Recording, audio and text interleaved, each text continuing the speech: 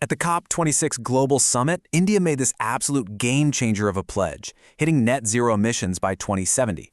But if you think about it, how exactly does a rapidly growing, incredibly dynamic nation of over 1 billion people transition its entire massive energy grid to renewables without risking catastrophic blackouts? Well, welcome to this explainer. Today, we're diving into some truly groundbreaking research that reveals exactly how data science and machine learning are literally stepping up to mathematically solve the climate crisis. So, here's our roadmap for today. We're going from high-level climate goals straight into the fascinating statistical tools that turn unpredictable weather into a totally reliable power grid. We'll be covering powering India's net zero, the secret of simultaneity, the three-module methodology, machine learning takes over, and finally, where should India build? All right, part 1, powering India's net zero. To really wrap our heads around the massive stakes of this transition, we've got to look at this number. 852 gigawatts. That is India's staggering combined renewable energy potential, which breaks down into about 102 gigawatts of wind and a massive 750 gigawatts of solar power. To put that into perspective, harnessing even a fraction of this abundantly available resource is pretty much the golden ticket to hitting that 2070 net zero target. I mean, the raw power is quite literally out there, just waiting for us. But, and this is a huge but, that brings us to a massive engineering hurdle. What actually happens when the weather just decides not to cooperate? Wind and solar energy are what scientists call stochastic, which basically means they fluctuate wildly over time. The sun sets, the wind dies down, an unexpected storm rolls in. If a national power grid relies on these sources blindly, you're looking at serious threats to grid stability. You just can't run a modern economy if the lights shut off every single time the wind stops blowing. Which brings us to part 2, the secret of simultaneation. This right here is the core concept of the research we're exploring today, and it acts as the secret sauce to solving that whole unpredictable weather problem. So, what exactly is simultaneity? Think of it as the relationship between two different energy sources, and this breaks down into two main flavors, complementarity and synergy. Complementarity is kind of like a tag team in wrestling. When one energy source drops off, the other one peaks. So maybe the wind blows hardest at night, exactly when the sun is down. That is absolutely critical for generating smooth, 24/7 power. Synergy, on the other hand, is more like a choir singing together. Both resources peak at the exact same time, which is phenomenal if you need to meet a massive sudden surge in peak power demand. Now, depending on how you actually structure your power grid, you're going to utilize these concepts completely differently. This is where we get into technical hybrids versus economic hybrids.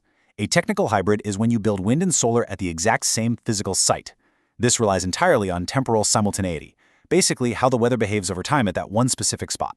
An economic hybrid, though, is a project where your wind and solar farms are in completely different geographical locations, but they're connected economically through the wider grid. This relies on spatial simultaneity across vast distances. So the really crucial puzzle here is figuring out how to measure all of this across a massive geographically diverse subcontinent.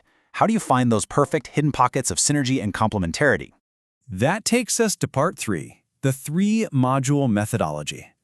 To figure out exactly where to build, the researchers had to do some incredible heavy lifting. They designed this brilliant 3-step process. First, they procured an unbelievable 41 years of ERA5 meteorological data. 41 years! Second, they rigorously evaluated the temporal and spatial correlations across the entire country. And third, they deployed advanced machine learning algorithms to extract hidden patterns out of decades of weather chaos, effectively turning billions of raw data points into clear, highly actionable insights. And the foundation of all their work relies on mapping that 41 years of spatial distribution for things like wind speed, ambient temperature, and shortwave solar flux. The researchers took this staggering 4-decade dataset and divided the entire Indian subcontinent into highly granular 0.1 degree spatial grids. They calculated hour-by-hour data, tracking exactly where the wind blew the hardest and where the sun shone the brightest for over 40 solid years. It's really mind-blowing when you think about it. Let's move into part 4. Machine learning takes over. Because, let's be honest, having mountains of data isn't enough. You actually have to make mathematical sense of it. And this is where the real magic happens. To find the absolute best regions for power generation, the researchers tested out 3 different statistical correlation models: Pearson, Spearman, and Kendall. And Kendall clearly won out. Why? Because it created the cleanest, most efficient data clusters by far. It demonstrated the lowest principal component analysis variance at just 0.0369 and the lowest cluster inertia at 10.8934. In simple terms, the Kendall correlation was the absolute sharpest mathematical tool for cutting right through the noise. So let's see how this all builds into their actual machine learning model. The team used principal component analysis for dimension reduction, which is essentially squishing all that wildly complex 41-year data into a much more manageable, smoothed format. Then they applied an unsupervised machine learning algorithm called k-means clustering. But here's the trick. How do you know how many distinct energy zones to divide an entire country into? They didn't just take a guess. They used what's called the elbow algorithm, which is an analytical method that unbiasedly determined that the exact optimal number of distinct climate energy zones in India is 5. The visual output of all this math is genuinely striking. When we look at these temporal correlation maps, the deep blue areas, which fall well below zero, represent strong complementarity. That means wind and solar are perfectly offsetting each other naturally in those zones. Meanwhile, the lighter yellow regions represent synergy, where they tend to peak together. So the machine learning model has literally mapped out the precise geographical zones based on decades of how the weather actually behaves. And finally, part 5. Where should India build? This brings us out of the realm of abstract data science and right back into the real world for the big reveal. You see, finding a spot with a high mean capacity factor, which is basically just the raw generation potential for wind and solar, is only half the battle. If you just go and build in the absolute sunniest spot, you might still face massive energy drops at night. The true genius of this study is that it overlays that raw capacity for power generation with the simultaneity data we were just talking about. You have to map the potential against the actual weather patterns if you want to ensure a stable grid.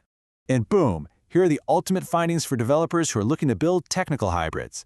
Those are those single-site projects that desperately need smooth, round-the-clock power generation. The data points definitively to the Andaman and Nicobar Islands, as well as the southwestern coastal parts of India. These specific areas demonstrate extremely high complementarity, boasting a negative Kendall correlation coefficient ranging from negative 0.4509 all the way down to negative 6. Simply put, if you want a hybrid power plant that practically balances itself out naturally day and night, this is exactly where you want to build it. As the researchers themselves noted, these findings will facilitate project developers, system manufacturers, and policymakers for better understanding of the typical peculiarities of various resources well in advance. And I really want to emphasize why this matters so much. This isn't just some fun academic exercise. What we are looking at here is a highly practical, mathematically verified blueprint for actually achieving India's net zero by 2070. It completely takes the guesswork out of multi-billion-dollar infrastructure planning. Which really leaves us with one incredibly powerful final thought. If decades of data and unsupervised machine learning can systematically and mathematically map out India's sustainable future, right down to a 0.1-degree grid, what is stopping the rest of the world from doing the exact same thing to supercharge their own grid transitions? Thank you so much for joining me on this explainer, and I really hope this completely changes how you view the incredible intersection of data science and our planet's future. Keep learning, and I'll catch you on the next one.